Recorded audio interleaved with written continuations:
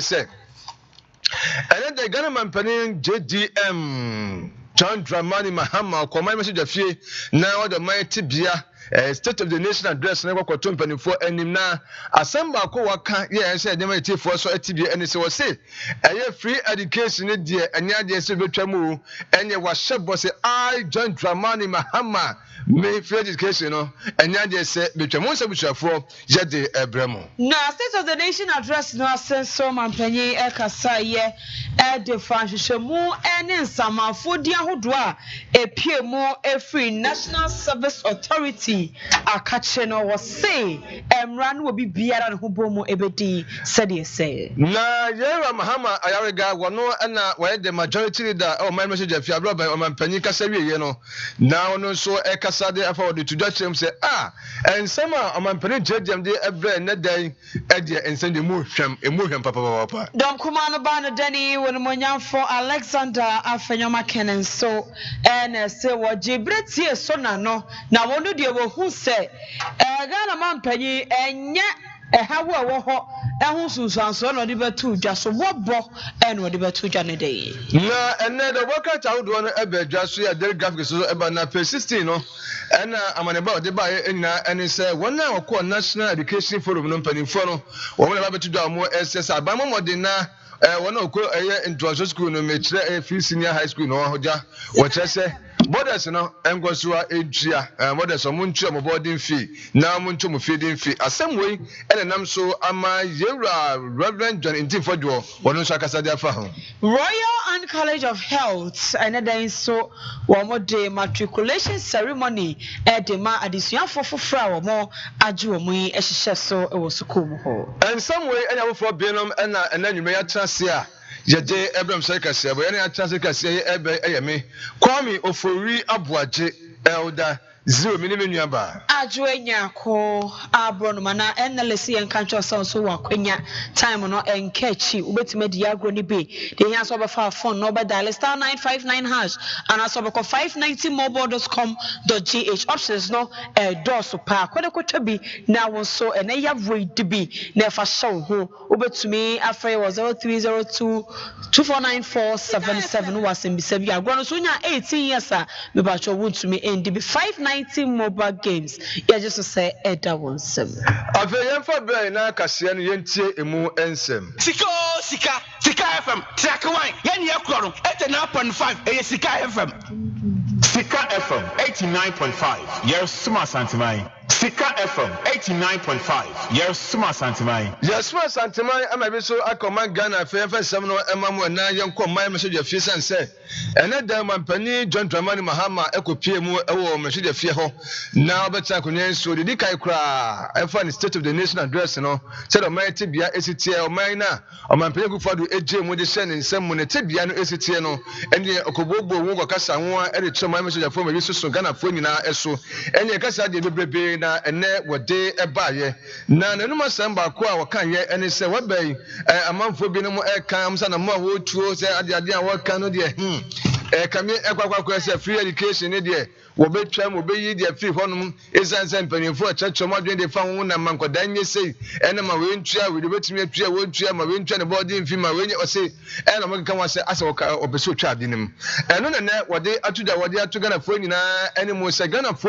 me ka kira mo se me John Dramani Mahama said de Martin Inteso out for me san fa ma no san fa bio ade ne de se free education ni pa se baba betwa mu de lalai mi twem na mu me baba be ni yie na atumi akonkan se ne be ya ebeboa oman baba di hye bia akoda bi okosku bia no eno ebetumi aboa na wodi yente wampani John Dramani Mahama. Again, for emphasis and for the record,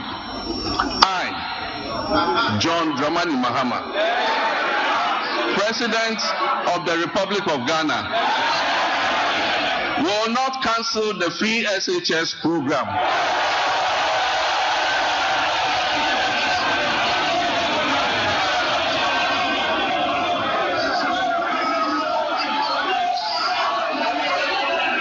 I will not cancel the free SHS program. I am determined to make it better by improving its implementation. And also, for the record, Students who have benefited from the free SHS since its inception are about 3.4 million. The figure of 5.1 million beneficiaries as put out by the previous administration was an exaggerated and false narrative calculated to achieve political credit. Mr. Speaker,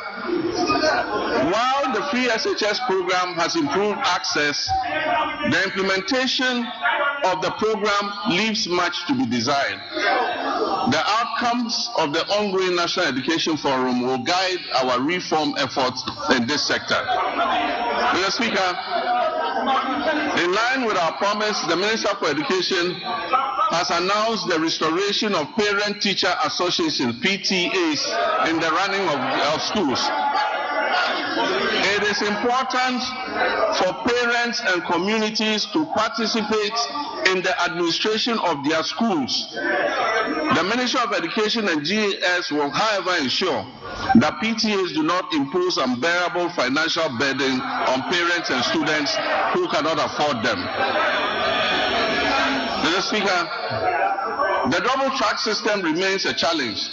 and we are committed to eliminating it by accelerating school infrastructure expansion and completing stalled educational projects. Yero John Dramani mama obisa formo chene kano ya da wacha chene nsemo so ede amaye o si education de wontwamu da na owie ye no wasan ede tudwa se na ban no epeso menska 7 to 28 mi konkanti omo apaw ayabede okobi efano planning committee ya omo ba behwe na afi omo de hye fe national economic dialogue so ede ba se ba ya wo mo betimi edi nkomo ede fa economy no na tumi abo no so si no kan no. Mr. Speaker, in fulfillment of our 120-day social contract with the Ghanaian people, we have put in place the planning committee to host the National Economic Dialogue. This dialogue is expected to discuss the state of the economy and reach a consensus on the key policies needed to address the devastating economic crisis confronting us. It will support the development of a homegrown fiscal consolidation program, and it will highlight key structural reforms and policy priorities essential for resetting the economy and creating prosperity for all our people. I believe there's absolute wisdom in what our elders say, that two heads are better than one. Tikro and Kwejina. Consultation and consensus building have always proven to be better than unilateral decision making. It is my hope, therefore, that our colleagues on the other side of the divide will display love of country and participate in this national dialogue, unlike the boycott of the Century Forum in 2014.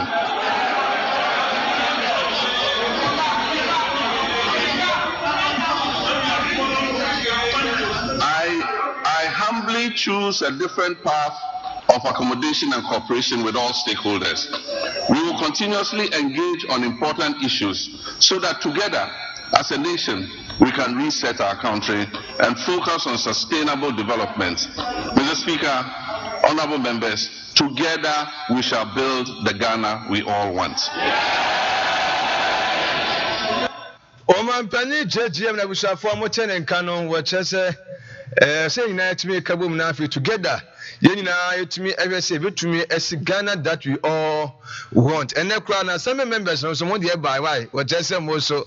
modest allowance no said odi ka se mo bono kwambia so wodi be mamu ene Nyankopon bo na finance minister Kofi Ose okakenka man akoma bosika na wodi modie no ebebe na afi mo hu benem dan ska mo so mo wajie yeda so ewa Ghana mampanyi His Excellency John Dramani Mahama ene day State of the Nation address no wodi ko to dwa ewo emrahye de fie no ensem eho na efa ba ko so mampanyi edi twafa ye ye nche bia hwehwemu a abeto dwa edi free National Service Authority akachia ehwemu no ekire se enipa bebre na wo mu edui wo National Service wo mu nkrata mu a ekire samafo nye nipampo samafo di mu mrewani mu kokora a ebi wo 90 years a Sika enwunu ekogu omakache saa ne yeni nyina na mapanyi kire sese no wa paw eku a wo mo eye hihemu ede afa ho na nye no nko wo se ene awu bia sika ne bi nwunu ye efi national service account ebegu account mu a wonko suku wie ye wa wo ye national service no ene wo account no usika no a wo de ada baabi no panyifo do mo sabato so wa wo be freeze assets ni nyina na afa ewu bia so wo ho no emrone ne wadi said ye se wo se nya no nko ebi mo a wanya na ntie so o mato pia fa agyan wo bedwane afro mai mu akosho man foforo mu o se sa akrofo ni nyina so bra so a ye de wo di beba na said the OSP as papa bia ye wanted no wo mo so ye be declare wo mo se wo mo I wanted Ghana man panyi His Excellency John Dramani Mahama. As part of our Operation Recover All the Loot policy, ORA, I've already tasked our investigative bodies to bring the culprits of the National Service Goods News scandal to justice. Such brazen theft of public funds must not go unpunished. Unfortunately, some of these suspects are believed to have absconded from the country already. I have directed that they be declared wanted and their assets traced and frozen until investigations are completed. Ghana man panyi His Excellency John Dramani Mahama we ye wan fanso ha okoso kasa ye ede efa ha ho dron so a ewo ya kwan so. Our road sector is in crisis, mainly due to years of mismanagement. As many as 85% of awarded contracts in the road sector have stalled, and the contractors have stopped work due to non-payment, and most of them have packed their equipment off-site. As of December 2024, unpaid bills owed to contractors in the sector exceeded 20 billion Ghana cedis for work that had been carried out between 2018 and 2024. Ghana man panyi His Excellency John Dramani Mahama. I was on transfer na fe yanko yanim so wasansem ya emunana efie honom no onso mampanyi wo wrodi ni nwa se wie abon se na amamna kwan so na makwan amma banodafo no mo ewo fie honom mo so akasa edi afa ho na owie na speaker of parliament era abansoma ne babin so ema kwan se majority leader onyamfo Mahama Ayariga wono enkasa na fe wonfana sam so ento na fe Ghana fo nyina so ehunu na afe se won hye se nyekopon bo agya kina o matoto so no motumi ya debate na konya ne eba ya opanyin no ekasa na ena wode atudwa na wo kire mu ese apa omanpanje GM wode enepa ene nsempa ena wode abrega na fo nyina ntajonjo mu twabi kwa de ma no ewo honom ene anyuma mu kire se wode asempa na bu ede 24-hour economy ene nyata mu tuno dan mu se ye na wakasa na wo kire mu se abanada na otwa mu ekoma mpanye agufo na odi animu no oman sika se ne ntoto ye de woye de basa oman nkasa mu kra no bibia eye basa anu ntini se man panje je mabana nei se de wosidi nse baba betu dwate bia na betu dan afa na mo ba betu edi asesi oman de otim se nsem no mo hwam ensem mo de ya wo se Ghana fo nyina ekonkoto dwanu ma obompa ya so to ya pyan kompon basa yi adom now the time man panje je mu achi se ne be ya oman no odi nyansa ne ndema no atimi achi oman no eyi na oman no adowe ya ekron a ye nyina meka sampa the Ghana that we want no yensa so atumi aka na yewra Mahama Ayariga ye majority leader no ye ntire no masem no ebi. Mr. Speaker, it is obvious that they left this economy in a miserable state, and the attack that they are doing today says it all. But this side is in white because His Excellency the President, we knew very well, was bringing to us a message of hope. Because our elders have cautioned that you don't leave your crown in the hands of a hyena as a caretaker when you are traveling. Don't be surprised when you come back and the carcasses of all your livestock are gone. Mr. Speaker, what has happened to our economy and our country and the presentation that has been made says it all. It is sad, it is unfortunate. But His Excellency the President has brought us hope for the youth of this country, hope for the women, hope for the Okada drivers, hope for the private sector, hope for students, and hope for ordinary Ghanaians who did everything to bring him to office with such an overwhelming number. Mr. Speaker, we have no doubt that everything outlined here gives hope, and this House will support His Excellency to deliver on his commitment. But more importantly, this House will support His Excellency to deliver on the promise of accountability. Those who so damage our economy must be held accountable, and we will support him to deliver on the commitment to accountability. Olumnyamfo Mahama ayɔrega na busafo mo tene nkan no wɔne majority leader na so Kofi Odom kɛseɛ no wɔne dɔm nyinaa ano nti wɔsa asempa na ɛno mampani kyerɛgyem ɛde abra Ghanafoɔ nyinaa sanse wɔde nidasoɔ ɛde abra desuafoɔ kadafoɔ anipa bebrebe agyekyerɛkyerɛfoɔ hwan wɔwɔ ma mu bi ɔno nidasoɔ abra ɛno nti ɛwɔsɔ mu nyinaa support no na ɛnoma so etumi ɛkɔ yie so na dom kumano bano jani wonimonya for Alexander Afenyomakin wono so edene de eto so na wono de wo so wonya abotra tena se yi na so state of the nation address no a Ghana man panyi John Dramani Mahama edi eto dwa no chese watie ni nyina kwakosi na wono de wotie wi eye ni nyina we de as lamentation bible mu quotation no edwadwo nko na JD man panyi ebetwa ye wanfa solution bi ama hawa wodo obobo so nyina wanfa ho muaye ama yenyese na aboa ama how say ana how say afiri ho wose wono de wante bi Sarah JDM ekan ye wo state of the nation address no was say edwadwo no afa economy ho dada no a ena economy ne nye ena yanum force no ansa wose won de sa na wote ye wo hu se wode anu yie papa bia ede ban wose won mum de no wo hwe animu esen kampanyi eka na ko de anu yie aba o ka na ko solution aba na so wante sa owie ye no wo say mampanyi ka sa wono no won fa so afo bebre enu amu ni djuma ohia elephant size government ayampa na embom the ministerial appointment no a wate so no and the Robin Peter to go pay for presidential staff as the committee bebre yenti onumunya for Alexander Afenyomakin. Mr. Speaker, let me, on behalf of the minority caucus, congratulate His Excellency the President first on his election. This is the first time after the election that is being to this chamber to deliver a message on the state of the nation. Our side take this opportunity to congratulate you and wish you well. Second, Mr. President, on the 21st of February 2013, you notably said, quote, Mr. Speaker, the meat is now down to the bone. This was on the occasion of your address to Parliament, and you said that the meat is now down to the bone. This was at the time, Mr. President, that you were President of Ghana, and you had served as chair of the economic management team of your own government. Yet when you came to this house, you lamented on the same state of the economy that you had presided, and we echoed the point that we are left with just the bones. Mr. Speaker, the President again says that he has delivered less ministers, but it is clear that his strategy is, if less, more divide. You have appointed few ministers, but more and more presidential staffers and more committees. Mr. Speaker,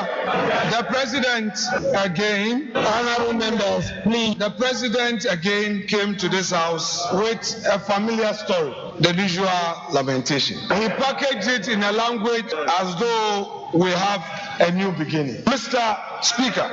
if the President has any concerns, his duty is to fix it.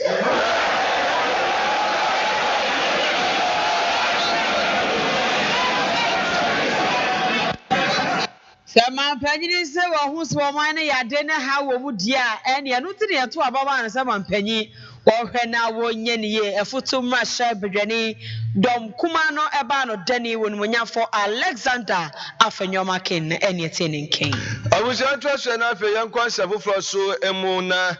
and then the baka tire hold one ebe so yeah omoba nsema hold one dey be by papa na oko the baka tire no ye fe no the daily graphic na asemba ko de eba page 16 no na chese wa trust say borders must pay for boarding fee and feeding fee na we stakeholders omo education forum no omo na ka asem we say omo ka che Ghana ban say abama modern na fe won hwe enke betumi a opeso bobra of free education ho na se won sem ai bibia wo no ma amafo aka wan sem kan say Sikka Kase3 no emu odo de nsem bebrebe no ntino won nkometumi aka che na betumi aboa no ne se enka wo school for adesafo no wo mo eda boarding no omo boarding house no mo anka se ntu omo ka edwene ombedie so wo mo entua eho eka sene ebe ya ebema abane ko mo so atumi aheha no kakra na no ma nyina so atumi akoyie na asasem wey ena kane enwasua soafo abedi akire yewura Reverend John Intim Fadwo wali na no atum bi na wo chese ade ne yanka someone who say you can use some go we woman wan just kwan bia so free education dey twa na wo mu betwa me sense so tie mo no mo nsam na ya mo no mo ntuo bi wo ye free education policy na ehu a je eche nyaa ne sa ade no mpeso mo etwa mu esense wo sise obi eda board na utwa boarding fee na utwa feeding fee a na ade ne fee no ene say adena ne free education no ene say ade potin pa na fe de wo de kwakwa se we de man free wo chese ekobasa na free education policy no adikova dia attach no ebuta attach no wo motumi edifeat no ebasa na enya je se etumi eboa no nti Ghana for motin ne adena eko on ye donima ne se asema mampani enkrofo yi ekana so mo ko education follow me wo mo ekama aban no tie no nyina ekire se abano we ni anama onam so opese free education dey we twam na Ghana for so muahu ye enei wono so wakasa ede afa na ade yentie no Kuma ba ya isa sia yedi na kwedi bi do some dey go home na everyday bia no play out so education for na o my asset up na the company mahama ba be paso the activity free education actually because no akato me dey class come to so na they could afford na say me say we so bia free education no free education because boarding fees any other tuition fees are more free abang be to amount and it's all about the free education be not a boarding fees in the and then free education be and you can find another name for it boarding fee eniania mo frani di anopa awia ene enyumre no free home so here bills electricity bills water bills ne other utility expenses are be a modern no ne de share maintenance no ne de share my light no ejina so ni na me ka ho boarding fees until wo mo kan ma akwa akosi se penso ayedroi we Ghana ni na se oba post secondary school wa abo aho na kotua boarding fees no feeding fee na bia wo mo de ombetua ne day fee ne dia wo kan ho se na se day for no kra na another free education policy ye ma wo mo 1 hot meal a day ne kra na so mbetwam as wo kwa ne wa ko aduane Sikka Kase3 wo na kotua aduane it's going to take about 50 to 60% of the cost na no sa no ebema akwansidi ana kanene wo ho about 150,000 students into me and secondary schools only Sikka they could share boarding only Sikka they could kotua aduane ye no and no no san dia ba but how for we brain na okaso no kotua boarding man ba don't mean a major barrier pa no mo san dia ba and going to be a major deviation from almost says now nobody should be deceived to think that free SHS without boarding no free SHS we free SHS not a boarding can one akakutia boarding no it's a best be and a be na and yes free SHS and SHS now no ba be now indications for more men shows that they are going to cancel it.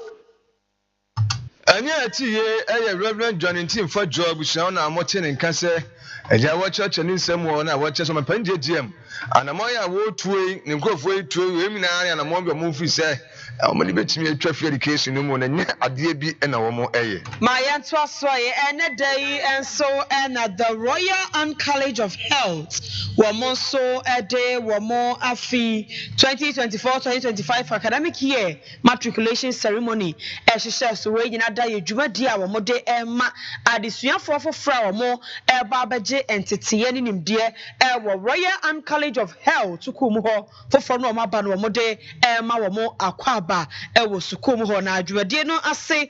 na Madam Letitia aye diabene wɔno ukɔ sukuu mu hɔ a ɔyɛ outgoing lecturer na afei so kampanyinfo a ɛna wɔn nsa so na sukuu yi ba yɛ wɔkyerɛkyerɛ yɛ kɔyɛ nam so a sukuu yi